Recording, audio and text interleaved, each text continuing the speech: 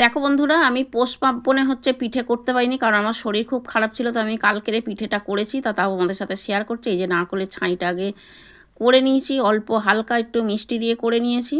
আর তারপরে জল গরম বসিয়েছিলাম, জল গরম দিয়ে চালের গুঁড়িটা মেখে নিয়েছি। আর এই যে আমার বৌমা থেসে আর একটা ন্যাকড়া ভিজিয়ে আমি ঢাকা দিয়ে রেখেছি, নাহলে শক্ত হয়ে গেলে পিঠেটা ফেটে যেতে পারে।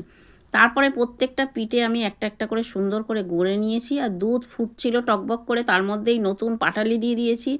দুধ ভালো করে ফুটে যেতেই আমি পিঠেগুলো ওর মধ্যে একে একে সব দিয়ে দিয়েছি। তারপরেই ভালো করে ফোটার পর যখন দুধ অনেক ঘন হয়ে গেছে বা পিঠে সেদ্ধ হয়ে গেছে, পিঠেগুলোকে নামিয়ে নিয়েছি।